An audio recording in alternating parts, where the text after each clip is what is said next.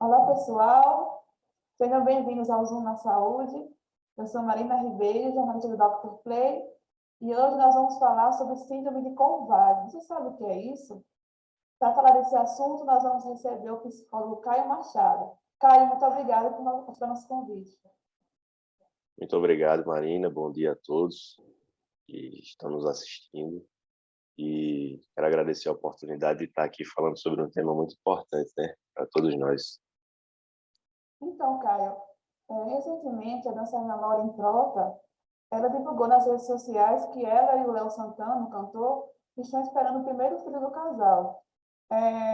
No canal dela do YouTube, ela fez um vídeo contando como descobrir a gravidez, compartilhou com os seguidores esse momento tão especial. Passando muito mal. E eu também.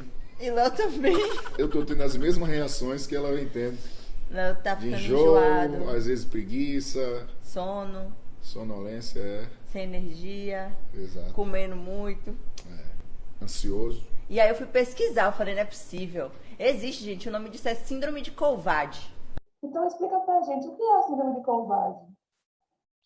A síndrome de Covarde é um transtorno mental associado ao período gestacional da mulher, que acomete os homens, né, os parceiros, no caso, os pais, né?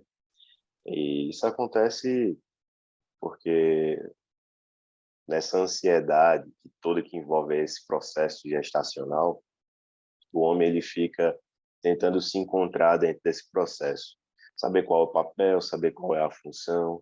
Então, pode ocorrer aí graves oscilações emocionais em decorrência desse ajuste, né, desse processo de ajustamento dentro desse processo. Então, a sintomatologia básica que aparece nos homens é bem semelhante ao processo gestacional na mulher. Então, o homem pode desenvolver enjoos, pode aumentar de peso, pode sofrer graves oscilações emocionais nesse processo. Então, são sintomatologias muito semelhantes aos sintomas que a mulher sofre nesse período de gestação.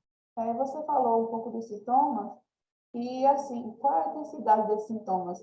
É tão assim grave ao ponto do homem ter que procurar, ter que ir ao médico, ter que fazer um tratamento? Explica pra gente. Olha, os sintomas eles podem variar muito de intensidade, né? Varia muito da variabilidade do contexto, né? E alguns componentes que podem alterar também a cultura, né? Algum componente fisiológico em si, a variabilidade genética também. Então, tem várias variáveis que podem influenciar nesse contexto ao mesmo tempo. Então, a intensidade ela pode variar muito. Pode aparecer sintomas que sejam muito semelhantes ao que a mulher está passando durante a gestação e pode ser sintomas que podem aparecer de forma um pouco mais distinta, né? Mas que tem traços que se assemelham. Varia muito de acordo com essa intensidade. Aqui no Brasil, qual a frequência que aparece essa síndrome? Você, como psicólogo, nos seus atendimentos, você vê muito esses casos aqui no Brasil? As pesquisas ainda são muito recentes a respeito desse tema e ainda não se chegou num consenso com relação de certa forma, à origem, né? Se sabe que é uma doença psicossomática, né? Mas os dados ainda são muito vagos a respeito da sintomatologia e da quantidade de casos que acometem. Mas alguns dados que surgiram recentemente é que cerca de 10% dos homens que compõem casais primíparos, que são, ou seja, casais que estão tendo o primeiro filho agora, cerca de 10% dos casais, dentro da relação dos casais, os homens sofrem da sintomatologia da síndrome de Covarde. E esse número ele aumenta um pouquinho para 25% em média quando a gestação ela é de risco, né? Quando a gestação é um pouco mais complicada. Então, os homens eles tendem a sofrer um pouco mais também. E assim, os homens que assistiram nossa entrevista, se identificarem com sintomas, o que eles devem fazer? Existe um tratamento específico, com psicólogos, com outros especialistas? Como seria isso? O tratamento basicamente seria buscar ajuda psicológica, sim, né? E a depender da intensidade dos sintomas, até um acompanhamento psiquiátrico para estar iniciando uma terapia medicamentosa para reduzir um pouco o sofrimento, né? E ajudar ao paciente a ser mais colaborativo, inclusive, no processo psicoterápico, porque os sintomas, de acordo com a gravidade, podem atrapalhar o estado de clareza e compreensão a respeito do próprio quadro, né, sindrômico. Então, para ter uma clareza melhor, uma compreensão melhor e uma consciência melhor do que está acontecendo consigo mesmo, uma terapia medicamentosa, a depender da intensidade dos sintomas, seria muito interessante também.